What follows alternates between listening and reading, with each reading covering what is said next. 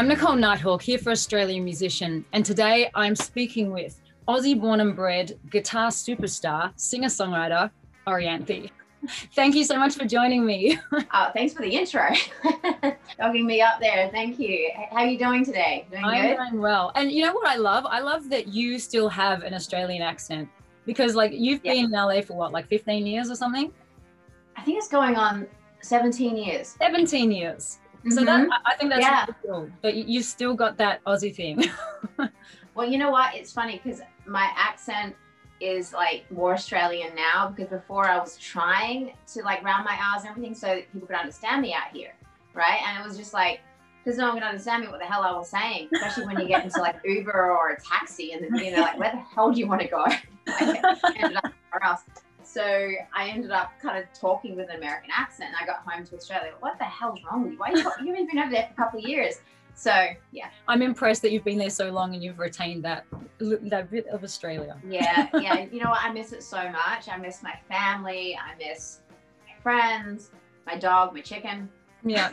Everybody. So look, tell me, you're from Adelaide. So tell me about growing up in Adelaide and, you know, your musical beginnings, starting to play guitar, all that kind of stuff. Yeah, I started playing in bars at a really young age, probably underage. I used to put a lot of, as I do now, makeup, hair, it's freaking teased up to high heaven. Pretended I was older, so I would, you know, play in the cover bands, and 3 nights a week. Quit school when I was 15, and you know, would lock myself away in my room and just play guitar as much as possible. You know, I was pretty much a brat at school. And at home too, so my parents would send me to my room. Actually, I was happy about that, because that would, you know, I'd be like, great, then I could just listen to Santana records, Jimi Hendrix, and learn how to play better.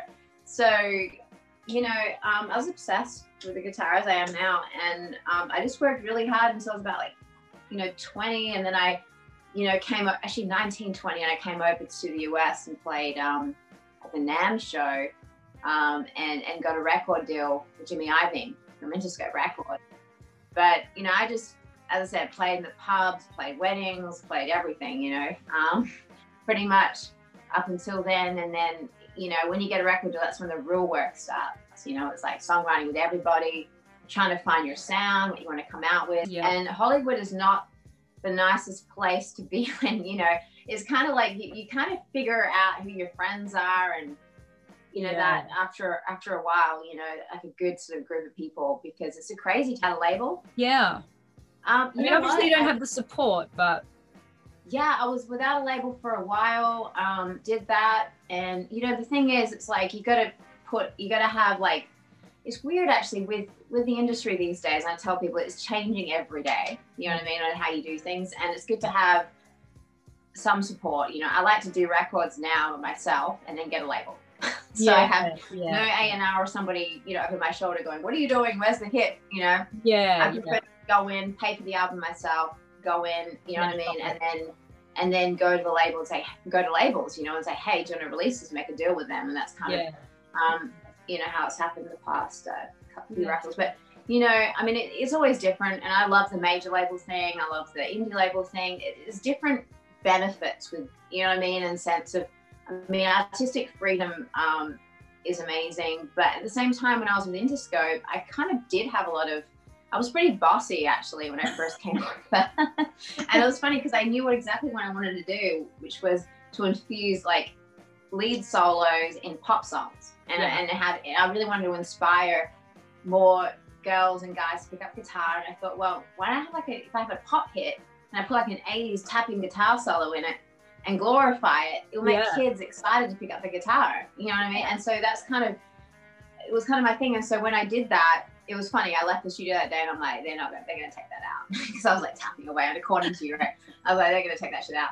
And they ended up keeping it, like, this is great, we really like it. And I was like, oh, I'm really surprised. And it did pretty well, and inspired a lot of people to play guitar. And that song actually, you know, reached a lot of people. Just opened a lot of doors for me to, you know, collaborate, and I feel very honored. So this is according to you? You're talking about? Yeah, talking about according to my first single. Yeah. That really, you know, because it was a very powerful song lyrically, empowering, you know, for a lot of you know, guys and girls, and so, you know, it really opened a lot of doors for me to tour around the world and and then get to collaborate with people that, collaborating with, and then getting to tour with Alice Cooper around the world and cover myself in blood, and, that was crazy. And then, with Richie, and we toured around, did a record together, and then making my solo record with Marty Fredrickson in Nashville. Yeah. In 28 days. Oh, wow. So it was really fast, and we had a good time making that record. Sure. Yeah. So since you've touched on it, let's talk about that. So that came out end of last year. The album's called O. So tell me about the process for putting that together. I have it. I actually have it here. Oh, look at that. Yes. Hard one. Looking hot. And I just found one of the CDs actually on the ground before I was like cleaning up. Convenient. But you know what, having a CD and holding it, and I got a vinyl as well, that's really special. And I was really happy that the label did that with Frontiers, because it's like kind of old school, and it made me happy because I enjoy that whole experience of going to a record store, picking up, reading the liner notes, all that kind of stuff, and holding it. Yeah, absolutely. I think something's definitely lost in the digital age, not having that, especially with even records, the artwork's so big, and it's something you get to actually touch and hold. It's definitely something. I know, and I honestly, yeah, totally. And I'm so glad I was born in the 80s. That way I could have, experience the 80s, 90s, the real kind of thing with music. And then sadly watching it sort of decline into, digital, I don't even know what, compressed, strained. I still listen to records, I'm a big vinyl fan. Yes. But making this record was it was kind of a experience where it was just fun, and Marty's a good friend of mine. He's produced Aerosmith, and I've known him since I was like 20 years old, so it was great just to work with a buddy, and to just get in there and just nut out a ton of songs, write them, record them. Yeah. And going to Nashville is a different feeling when you go over there just to record. I couldn't live there. I was going to move there, but then I was like, I don't know if I could do that, because there's so many musicians. It's so dense, that it's like when you get off tour, you're going to be somewhere where you don't go to a bar and you hear someone singing, you don't go to the airport and someone's singing, and then your Uber driver is the singer. With LA, it's a little more spread out, so you've got different forms of entertainment here. But I kind of feel that going places to make records is a cool thing. So we had a good time. Awesome. So the writing for the album, did you write the songs before you took it to Nashville, or did you write sort of while you were there in collaboration on your own? How did that work? Yeah, so I went on a couple of writing trips to Nashville. I was actually prior to making this album, I was making a hip hop album with Peter. Oh, wow. Sweet. And a bunch of different people and pop writers from Russia and computers, and that record still lives, by the way. I mean, it's cool, but I just didn't know that if I wanted to really tour with, well, there's no touring now, but tour with a computer and a guy, and it went almost EDM. Yeah, right. I was listening to a lot of Skrillex, Nine Inch Nails, and it was cool, and it is cool, and I might release it one day. But when I got in the studio with Marty, we wrote "Rescue Me" was the first song we wrote, and I kind of felt that was the direction, and after I got back to LA and I listened to all the demos, I'm like, called Marty, I said, hey, would you produce my album? I really dig Rescue Me, that's kind of the direction I want to go. And he was with Aerosmith in Vegas, they were doing a residency there, and he's like, yeah, sure. And I was like, wow, that's really cool that he, wanted to do that. So we had a great time, and I'm really proud of that album for what it is, and we're about to make another one in a month. Oh, really? That's exciting. Yeah. Oh, wow. Yeah, so I'm busy working away right now, actually writing a ton of songs, written about 25, I think. Oh, amazing. So I would sort of say that O is kind of a blend of rock, blues, a little bit, dare I say, of country in there, changes a little bit through the album as it goes. What's the direction for the new one? Along the same lines, or? I'm actually making a blues record. Oh, amazing. Amazing. This makes me happy. Yeah. What's that? This makes me happy. Yeah, it's. I can't wait to hear this. Well, the thing is, I've always been, a blues-based player, and that's the reason why I picked up guitars. B.B. King, Freddie King, Santana. So, we compiled all these songs, and I have so many blues tracks, and I've always, with all my records, there's always a blues song on there, like 3 or 4, Yeah. And everyone keeps asking, you got to make one. So I'm like, okay, we're gonna make one. So I'm excited about doing it, and I hope people dig it, you know. And we're gonna head into the studio. We've got some great musicians talking about coming in and playing on it, and some possible collaborations that could be really cool. So yeah, it's fun. That's super cool. So you started songwriting pretty early, like 14 or something, is that right? Actually, I was 6 years old when I first wrote I wrote my first song, and it was funny because my dad taught me like 3 chords. It was like, I think it was like A, E, and D or something. And I was like, truth. Awesome. That's all you need. That's it, right? And I wrote a couple of songs, and one of them was Spin Your Jackets Around. That was the first song I ever wrote, and I performed it at assembly at school. Right. And I took my dad's 125 Gibson without him knowing, and you know, and I performed it, and I was dressed as Robin Hood, and there is a video of it, and I had a Beatles haircut because I decided that was going to be really cool to get a Beatles haircut. Songwriting to me was like the first thing that I really got into because I loved a good story. I loved, you know, the whole art of that. Yeah, absolutely. And be able to move people with words first, and then the way that the music made you feel with instrumental songs. That's why I really got into Carlos Santana, because such an incredible guitar player that, you know, his voice, his guitar is an extension of himself, and he plays with such passion that when I went and saw him play, and I was studying classical at the time, and I was like 10, I was so bored with it, and my teacher was a real ass. And then, you know, so I decided that I started telling my dad, I'm like, I want to play electric guitar because that looks like really like a lot of fun, and plus it makes me feel something, like hearing it, you know, the sound of B.B. King or Carlos and Jimi Hendrix. I don't even know. There's some special magic to that, and you know, some freedom in you know, electric guitar opposed to, I love acoustics, mind you, I really do, but studying classical and studying the whole theory based almost was like school, and I left school because of the reason why I don't like to be told what to do, or just like having a, you know what I mean, like a whole homework all the time. Like no, guitar represents freedom. You know. I mean, you're so known for your amazing guitar chops. I mean, you're an incredible shredder. I think one of the first things I ever saw of you was the Voodoo Child video. I think it was 2010 Japan, is that right? That was insane. Like, that blew my mind. I was like, oh my god, who is this chick? Like, I mean, I think I've seen some stuff where you said you weren't like wrapped with your tone at the time and stuff, but from an inspiration point of view, like, that performance was amazing. Like, you were just like in it shredding, like, this is a badass rock chick, you know. So thank you so much. That was actually the last show.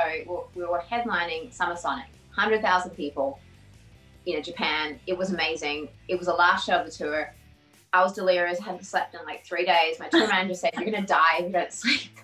So I was not on anything. People were like, were you like drinking or something before that? I was like, no, I was just like purely delirious at that point. And so I was like, let's just get the show on, guys. You know, like, I didn't even know what was up or down, and honestly got on that stage, and Tease Electronics sent me a rack mount of different effects. So I was like, yeah, just put everything on it. You tore it up on it. And I was like, it was a horrible thing. And I was using a pack as well, which has a disconnect with the tone as well. So you can imagine a rack mount full of effects.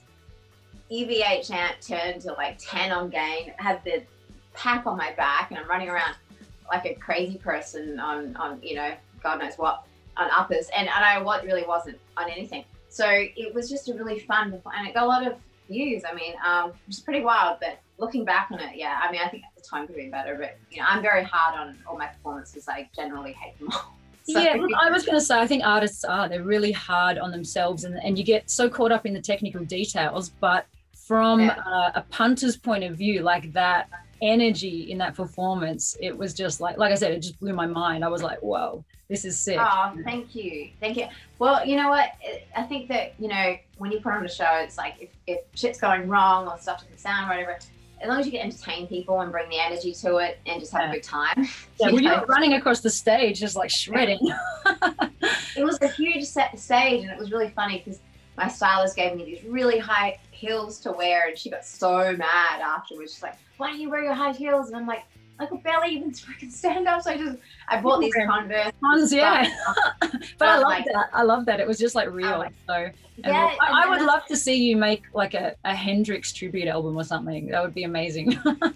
I am such a huge Hendrix fan, and I was just listening to him the other day, actually, with Richie, my boyfriend, and we're cranking up this Buddy Miles and Jimi Hendrix live, and it's like this whole like record collection thing, and it's insane. His playing is insane, and I think that like when you put on records, it takes you back to being, you know, like a 15-year-old or a 10-year-old, and preserving that as an artist and not getting too caught up with the business, because that can do your head in.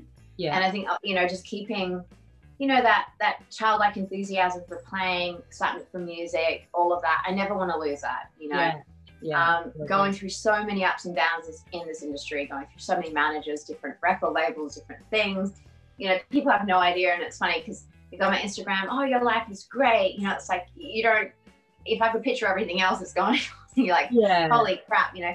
But the good thing is that, you know, I found the right people, you know, that surround me, and my, you know, some good friends, and it takes a while to sort of you know, trim out the people, you know, that are not right. And I figured that actually last year, you know, trimmed a few people that were in my circle that just weren't, you know, good energy or anything, you know, just that. So I feel so much better now. That's sure. And more positive, and especially during this time of not being able to play a show, which is crazy making for an artist. It's hard for musos, absolutely. I got very off track there, but what I was going to say, I was going to come back to your singing, because so many people always talk about your guitar playing, but you're a phenomenal singer.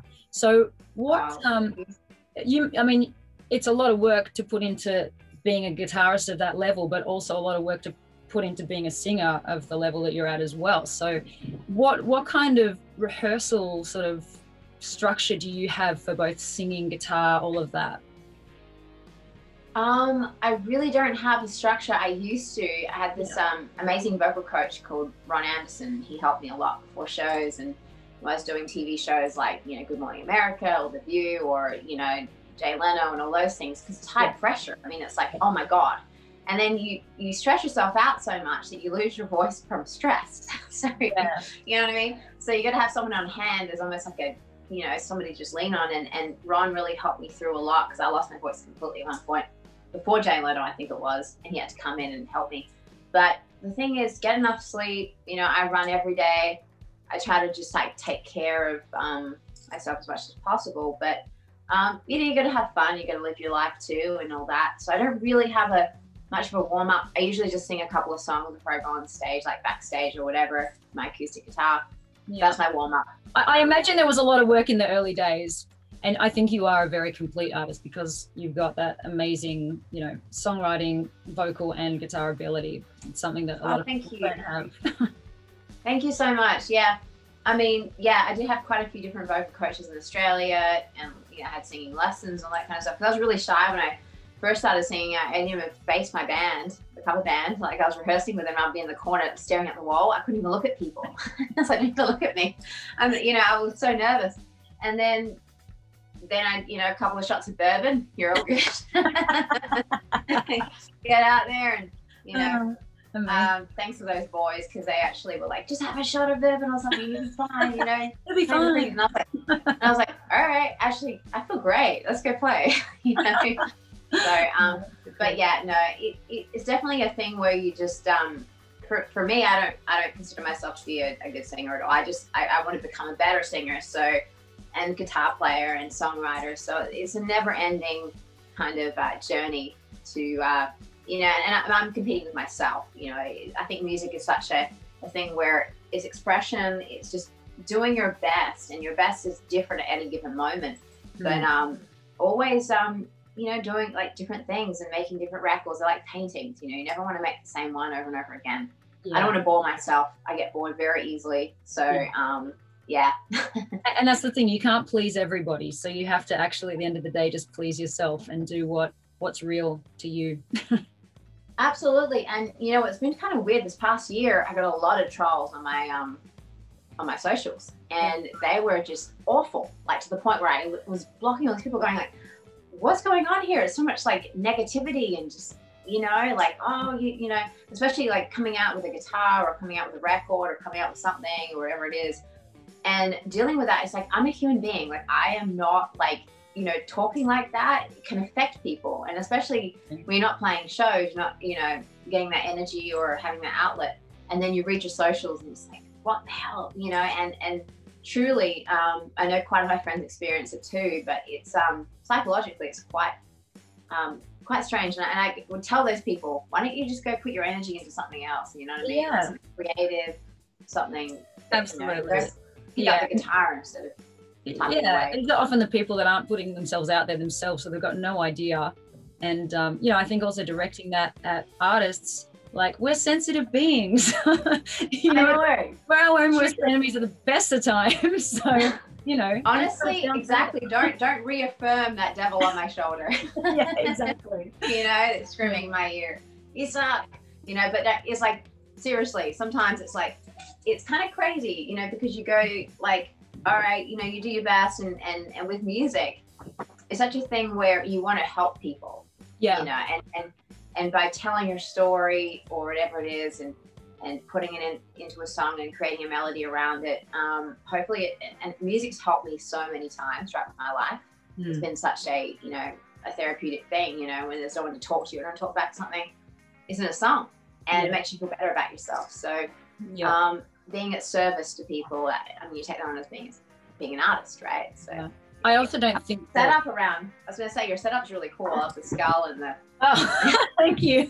Yeah, it actually reminds me of my studio that I set up, except I've got the tapestries and everything behind it. But cool. I've got a couple of PRSs, but I can't play them like you can. So. Oh, you do? Cool. I can see like is that Gretsch right there? You have? Yeah, I've got a couple of Gretches, a Gibson, a Rickenbacker. I like guitars. Very cool. Yeah, so let's talk about gear. You're playing orange amps, so tell me about, you know, switching to orange amps and your experience with those amps. Yeah, well, orange, I don't know why I hadn't played them before. I don't know if it was color or whatever it was, but you know, not that I had anything against orange, but it just wasn't something that struck me as an amp that I would go to. You know, I was like messing with Boogie for a while. If it was gold or something, you know, like. What's that, sorry? If it was gold, maybe. Well, you know what's funny? It's funny because the custom one they made me was actually gold snakeskin. So so cool. You made me a gold snakeskin and orange, and they did, and I freaking love it. And you know, it's the Rockerberg Mark III is like a glorified Marshall. I mean, it really is. It's really solid. But right now with orange, I'm creating my own like custom orange amp, so that will soon. Amazing. Will they be gold snakeskin?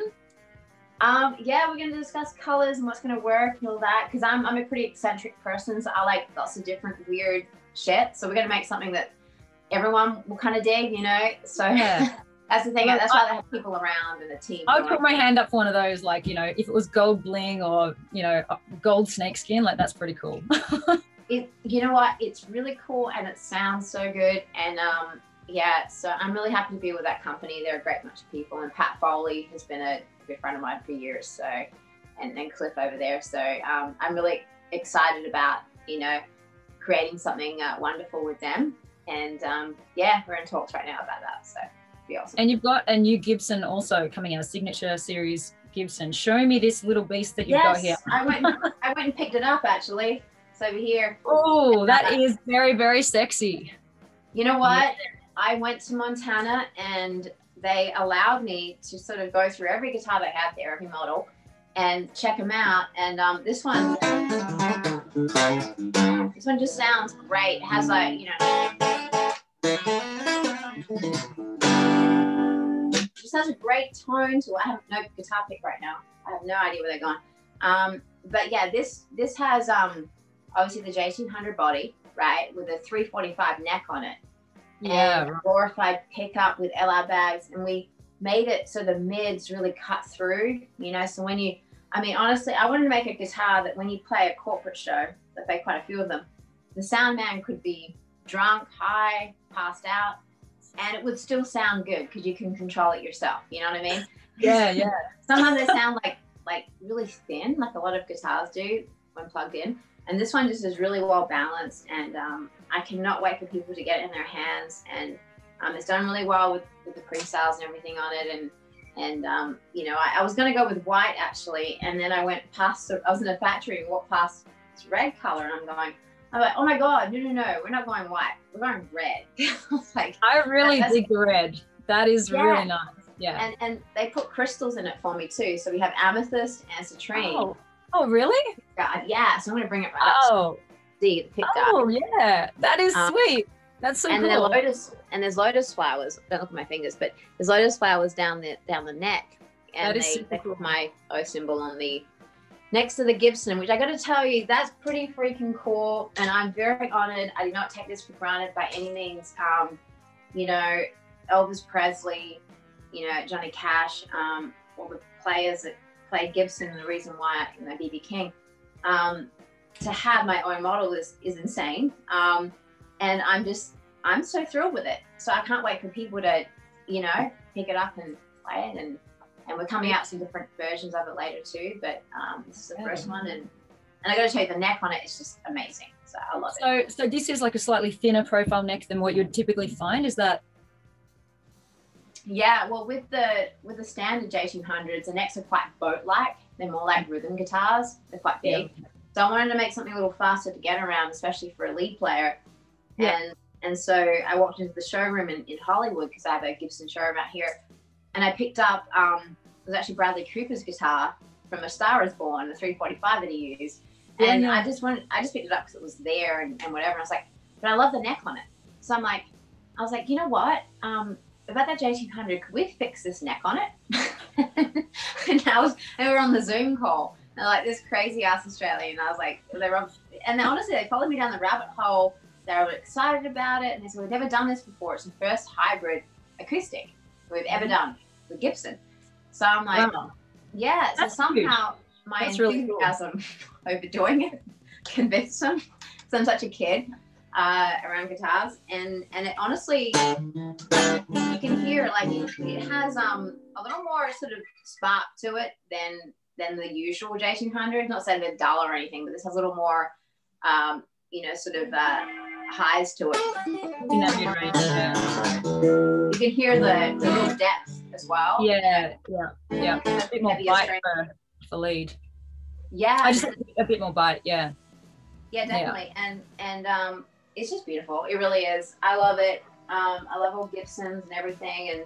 And we just did a PRS over here somewhere. So when's the Gibson out? That's May? Is that? Yeah, it's coming out May. Yeah, and we just did this PRS. Oh wow! But we sold out of these, so they're gone. But yeah, I just did a lesson bundle. I might do another one coming up. But my attention span isn't that great. So as a teacher, I've been told I'm a terrible teacher. So I've limited it to, you know, I said we're gonna put a limit on this because I don't want to. Yeah, but I might, depending on how these go and the response, you know, we'll put some more up for sure. Did you ever think, like, as a kid, that you'd be sitting there in, you know, whatever it is, 15, 20 years with your own branded Gibson PRS? Like, that's crazy. That's, you know, the world's biggest guitars with your name on it, going out to shops and things, like. Honestly, no, never. And so I look at them going, is this real? Okay, shit, it is. I can hold it. You know, it's weird. It really is weird. But, you know, I honestly, as I said, I don't take anything for granted. I work, you know, really hard on the music side of things and everything. And these are tools that being able to be with these companies that are just incredible. I mean, you know, the way they create and everything. They've really put together amazing pieces of art, and I really respect that. I love knowing everything. I'm kind of a bit of a guitar geek when it comes to like knowing about the pickups, knowing about, you know, just everything about them and the woods they use and necks and bodies and just everything. So being able to do that, you know, with these companies has been amazing, and I can't wait to do more too. So fantastic. So looking back over your career, because it's been a very extensive career. I mean, you're not that old and you've had like such an amazing journey so far. So what would you say are some of your top moments? God, well, when I was like 14, getting to open for See You Bye in Australia, in Adelaide, that was insane. Getting to tour with ZZ Top, you know, getting to play a few shows with them when I was like 16. Getting to play with Santana when I was like 18, and then getting a record deal with Interscope Records when I was like 20, I think it was 19, 20. Moving to America by myself.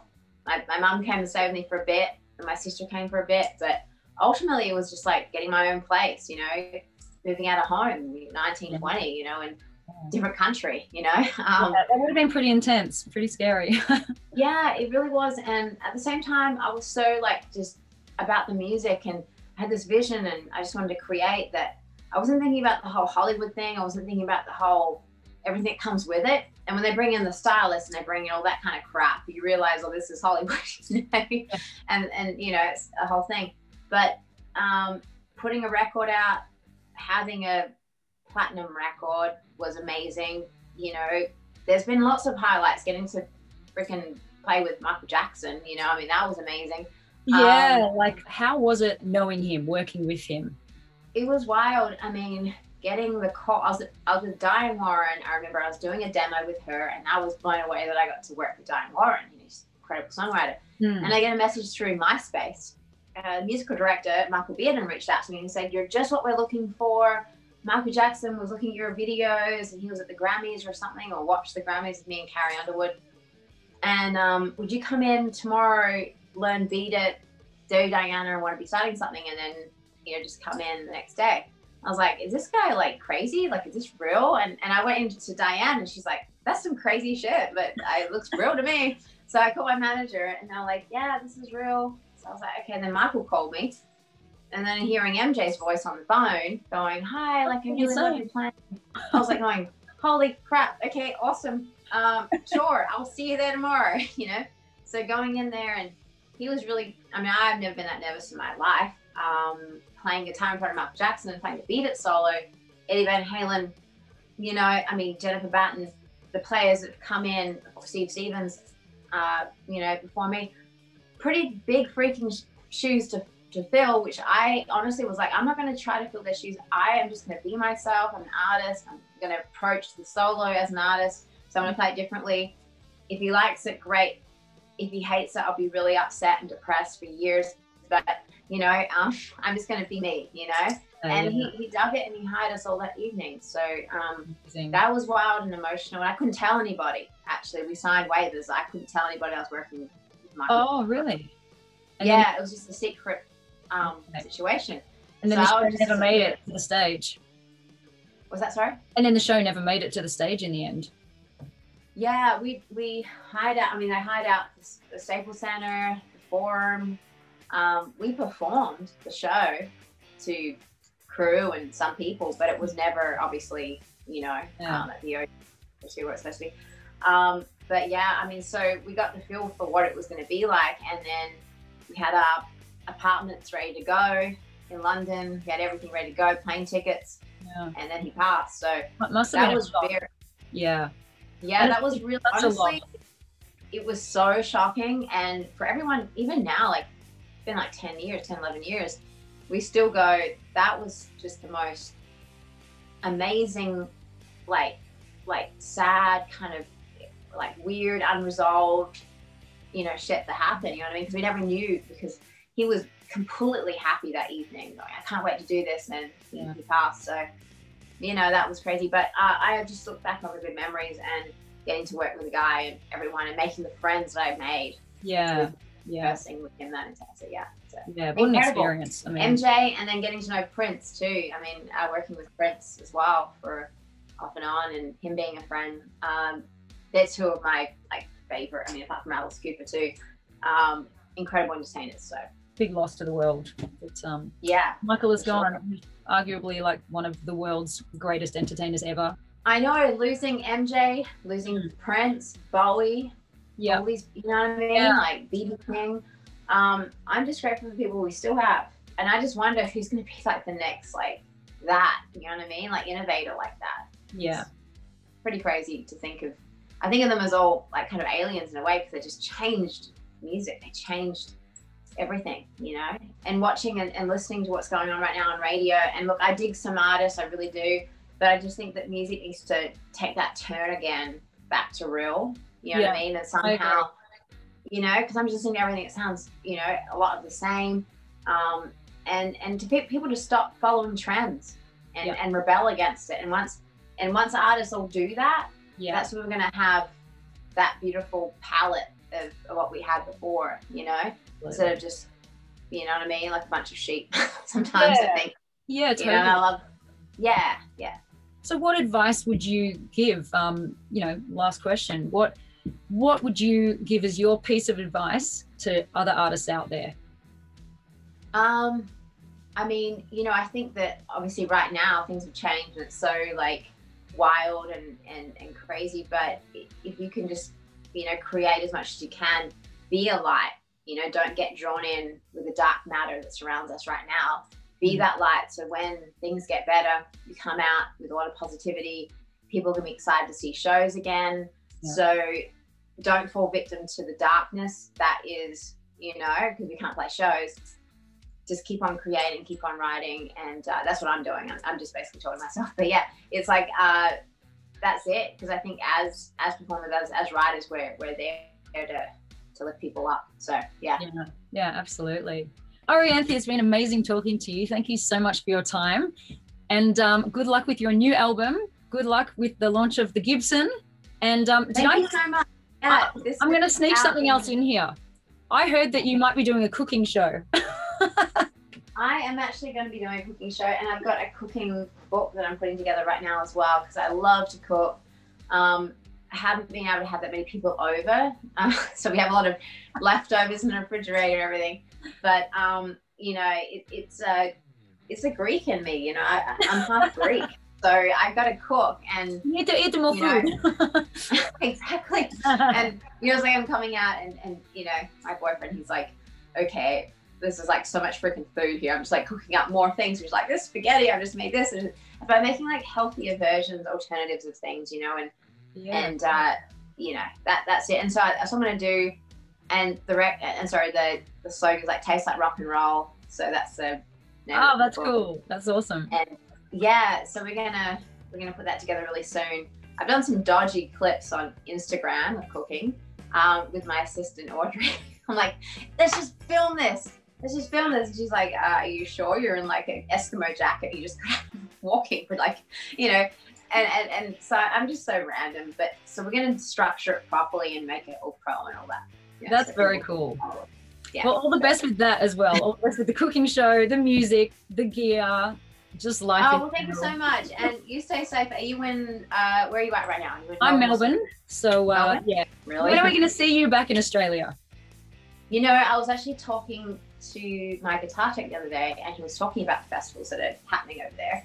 So if it's the right timing and everything, I hope to come out in the next few months. Oh, cool. Awesome. Once things start opening up.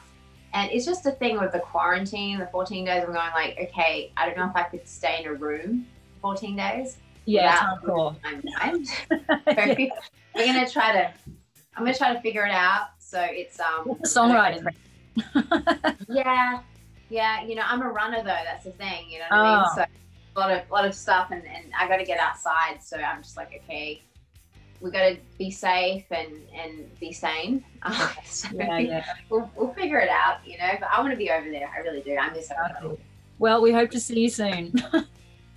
Hope to. Yeah, absolutely. I'll see you guys. Thank you so much for your time. Thank you. You take care.